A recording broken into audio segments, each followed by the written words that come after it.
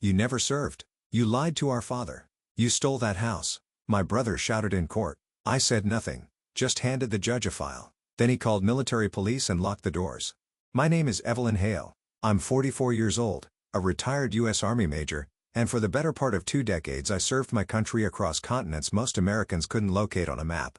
I've led platoons under fire, signed condolence letters in the dead of night, and lived through things I won't name, not because I'm afraid, but because some truths don't belong outside the battlefield. But none of that mattered the day I sat in a California courtroom and watched my older brother stand to his feet, jab a finger in my direction, and declare for all to hear, "She's not a real veteran." The courtroom fell into stunned silence. For a breathless second, no one moved. The judge blinked. My mother looked down at her lap. Jared, my youngest brother, shifted in his seat, but said nothing. And me, I didn't flinch. Not because it didn't hurt, it did deeper than any bullet ever could, but because I'd come prepared. Without a word, I reached into the leather case at my side, pulled out a single tan folder. My heels clicked softly as I walked the polished floor toward the bench. I laid the folder down with quiet finality in front of the judge. He opened it. One page, then another. I watched the color drain from his face. His jaw tighten, his eyes harden. "No one move," he said, his voice low but sharp. "Close the doors. Now." A shiver ran through the gallery. Before anyone could process what was happening, 2 officers from the military police entered the courtroom through the side doors, their uniforms' crisp expressions unreadable. One moved to the back. The other stepped toward the bench as the judge handed over the file. Behind me, Malcolm, my brother, made a noise like he wanted to stand to argue to undo the moment, but the room had already shifted. His lawyer dropped his papers. My mother's face was pale. Jared's eyes were wide. And me? I stood still. Because I wasn't there to argue anymore. I was there to end the lies. Before you hear the whole story behind that moment, if you've ever been abandoned, hurt by your own family, and still forced to smile through it, leave a comment. I'm not telling this to complain, but because, maybe somewhere, you felt what I felt. Now, let me take you back to where it all truly began. The house sat on the edge of a cliff in Mendocino, its frame weathered by decades of salt wind and Pacific storms. It wasn't grand, just 3 bedrooms peeling blue shutters, and a porch that creaked like it held old secrets, but it was mine. My father left it to me in his will, and for the first time in years, I had somewhere that felt like it belonged to me, even if no one else thought I deserved it. When the attorney first read the document, I could already see it in Malcolm's jaw, the tightening the clench that always came before he decided something wasn't fair to him. My mother didn't look at me at all. And Jared, he just stared at the floor like he always did when things got uncomfortable. The will wasn't complicated. My father had split his modest estate 3 ways. Malcolm received controlling shares in Hale & Sons Hospitality, the family business he'd been managing for over a decade. Jared got a trust fund, the kind you give to someone who doesn't want to fight over anything. I received the house. That was it. And for a few weeks, it almost seemed like peace was possible. I worked on repairs by day, painted the porch railings, cleared the stubborn weeds from the garden. At night, I sat wrapped in an old quilt by the fireplace, listening to the wind hit the glass, like it always had when I was a girl. I thought maybe this time, they'd let me be. But peace doesn't last long in a family that runs on control. The envelope came in early May, thick with legal weight, and just enough venom to curdle the air. Malcolm and my mother had filed a formal challenge to the will. They claimed I had manipulated our father, forged parts of my military service record, and wrongfully influenced the estate. It was written with clinical precision, each sentence another way of calling me a fraud. I read it 3 times, sitting at the kitchen table where my father used to map out his road trips. My name, Evelyn Hale, appeared again and again, not as a daughter or soldier, but as a liar. They weren't just challenging the inheritance. They were erasing who I had been for 20 years. There was no phone call, no family meeting, just a summons and a deadline. 30 days to respond. I called Jared once. He didn't answer. I didn't try again. So I did what the Army taught me to do when the ground starts to shift beneath your feet. I gathered my gear. Not weapons, not armor, documents, photos, service evaluations, deployment rosters, letters from the field, proof of a life lived in uniform. And I started preparing for a new kind of war, the kind that comes not from enemies across a border, but from the people who once shared your last name. The kind of war you fight alone. Malcolm was born with a silver spoon and a roadmap. From the time we were kids, it was clear he was being groomed to inherit everything. Our father's business, his confidence, his pride. He was sharp, clean-cut, always knew when to smile and when to ask for more. People loved him. My mother worshipped him. Me, I was the one who asked too many questions. They didn't know what to do with me. I didn't care about branding strategies or 5-year projections. While Malcolm sat in boardrooms with our father, learning how to read financial statements, I was in the backyard with Jared building makeshift tents and drawing world maps in chalk on the patio. And even back then, I knew I was an outsider in my own house. It wasn't that I hated them. It was that I never belonged. My mother, Carolyn, was all elegance and expectations. Every movement rehearsed, every word filtered for image. She believed loyalty to the family meant obedience. But I didn't fit the mold. I didn't want to wear pearls or learn about hospitality management. I wanted to serve. I wanted to matter. When I enlisted at 18, the argument could have shattered glass. My mother cried like I'd died. Malcolm laughed. Jared avoided my eyes and disappeared behind his bedroom door. My father stood in the corner, quiet, unreadable. And when I walked out that night, duffel over my shoulder, no one followed me. Years passed. Combat changes you. Command humbles you.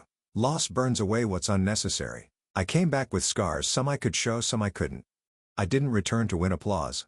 I came back to be part of something simple, family. I thought maybe, just maybe, they'd look at me differently. That they'd see the weight I carried and respect it. But the silence at dinner told me otherwise. Malcolm changed the subject every time my service came up. My mother glanced out windows, as if she couldn't bear to hear where I'd been. Jared stayed mute, sipping wine, shrinking further into his shadow. No one asked what I'd seen, what I'd survived. I became background noise at my own homecoming. So when the lawsuit arrived, it wasn't just betrayal, it was confirmation. They hadn't misunderstood me. They had never accepted me. What struck me most wasn't their greed, it was their cruelty. The willingness to strip away 2 decades of service and sacrifice for the sake of one old house and the memory of a man they only pretended to revere. That night, I sat outside on the porch, boots planted against the floorboards my father once repaired by hand. The wind came off the sea colder than I remembered. I didn't cry. I didn't curse them. I made a decision. They wanted a fight. They'd get one, but not on their terms, on mine. War teaches you that emotion is a luxury. Rage, grief, fear. None of it helps when the bullets start flying. What saves you is preparation, control, the discipline to keep breathing, when everything else wants to shut down.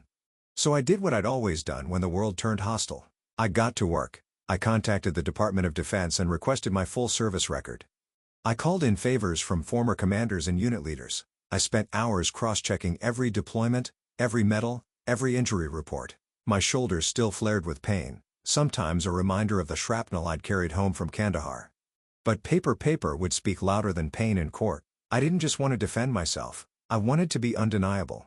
Still, the gaps unnerved me. A few files had been tampered with, digital inconsistencies, misdated entries. Enough to raise questions, but not enough to confirm foul play outright.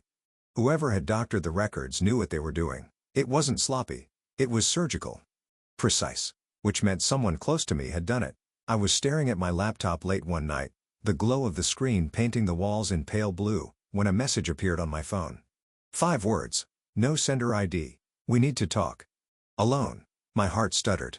It was Jared. We met the next night at the edge of the cliffs, near the house, where the sea slammed into the rocks, like it was trying to remember something. He stood with his hands shoved in his coat pockets, head down, eyes avoiding mine. He looked thinner, older, like guilt had been chewing at him from the inside out. I didn't know how far they'd go, he said, voice barely above the wind. I didn't reply, just waited. After a moment, he pulled a small flash drive from his pocket and held it out. You should see this. Back home, I plugged it in with shaking fingers.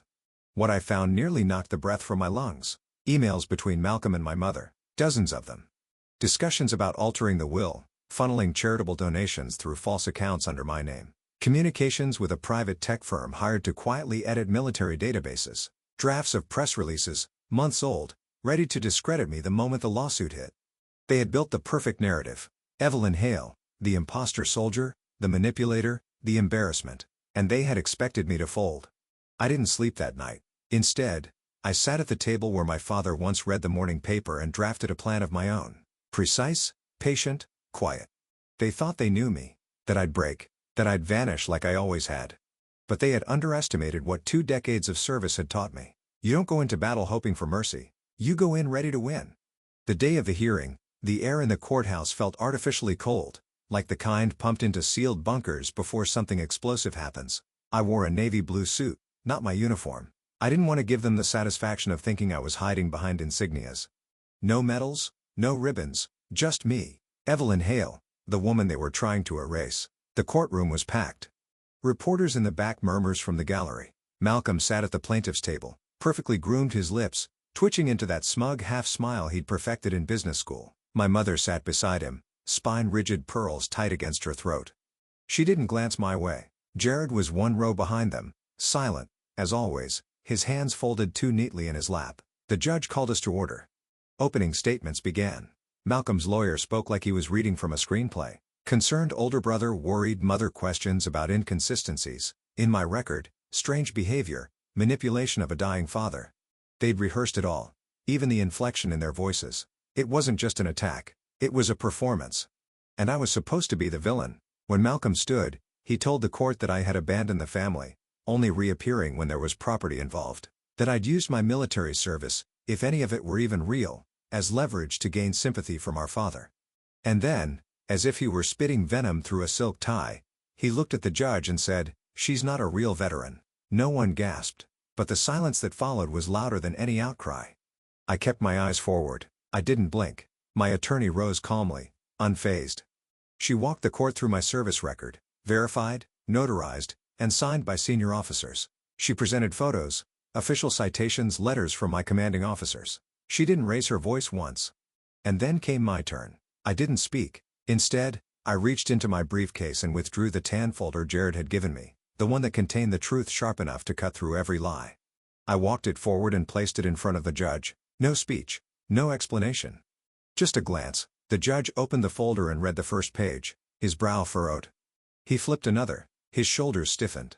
"No one move," he said sharply. "Close the doors, now." Before anyone could react, the courtroom door swung shut. 2 officers from the military police stepped in. Calm, focused, trained. Malcolm's face blanched. His lawyer dropped a pen. My mother gripped the edge of her chair like it was the only thing keeping her upright. And Jared didn't move at all. But his eyes met mine for the first time. The military police moved like they'd done this before. Crisp, efficient, unemotional. One officer took position by the door. The other approached the bench and quietly received instructions from the judge. A second bailiff locked the courtroom behind them. No one was leaving. The judge didn't speak right away. He just kept reading. And page by page, the narrative they'd spent months crafting unraveled in front of them. The financial records came first. Donations to veteran charities that never made it past shell accounts registered to Malcolm and my mother. Hundreds of thousands redirected under my name. Donations tied to I never even knew existed. Their fraud wore my face. Then came the emails. Long threads between the two of them, planning every step. Timing the media smear. Creating a backstory that would paint me as unstable, opportunistic, and untrustworthy. They had rehearsed my downfall like it was a business acquisition. And finally, the forged amendments to the will. Drafted weeks before our father died, signed not by his longtime attorney, but by someone on Malcolm's payroll. The handwriting didn't match. The ink hadn't aged, the evidence was damning, and worse, it was deliberate. The judge finally looked up, his voice no longer calm. "This court is now in possession of evidence that suggests federal crimes have been committed, including fraud, forgery, and obstruction related to military service and estate handling. The civil case is suspended immediately pending criminal investigation." I didn't turn to look at Malcolm. I didn't need to. I could feel him unraveling behind me. My mother sat still, her expression fractured, mouth parted, but empty of words. Jared remained seated in the gallery, his hands folded the same way they'd been all morning. But his shoulders? They had settled. He had done the hardest thing of all. He had chosen the truth. As the judge handed the folder to the officers, the weight of everything I had carried for years finally left my body, not as a roar, not as triumph, but as silence. And in that silence, I felt something I hadn't in a long time. Peace. Not because I had won, but because I had finally been seen. Malcolm didn't speak, not right away. He sat there blinking like the lights had suddenly become too bright. His lawyer leaned in, whispering something urgent, but Malcolm didn't seem to hear it. His jaw clenched, his fists balled, but there was no power left in his performance. The mask had cracked. My mother still hadn't moved. She stared forward, frozen, her hands tight in her lap. I watched her face, searching for something: remorse, confusion, even fury. But all I saw was vacancy, the kind that settles in when a carefully controlled narrative comes undone. The judge ordered a recess to allow for immediate review by federal prosecutors.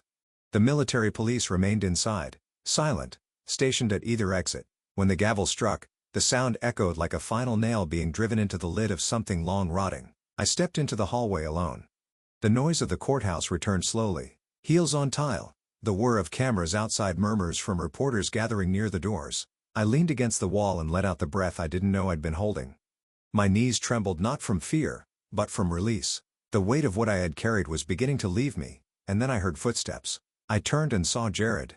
His eyes were red, his face pale, but he was walking toward me, not hiding, not slinking away, but upright, steady. When he reached me, he stopped just short of speaking. "I'm sorry," he whispered. I shook my head. "You don't have to be." He looked down, swallowing hard. "I should have done it sooner. I let them." "You did it when it mattered."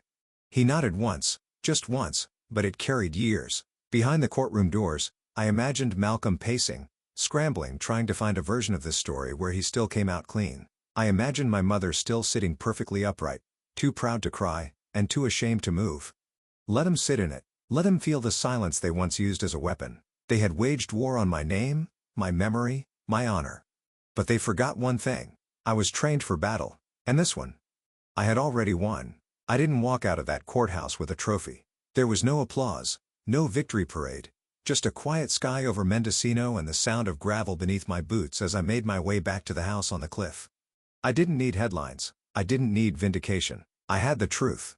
The investigation into Malcolm and my mother moved swiftly. Charges were filed.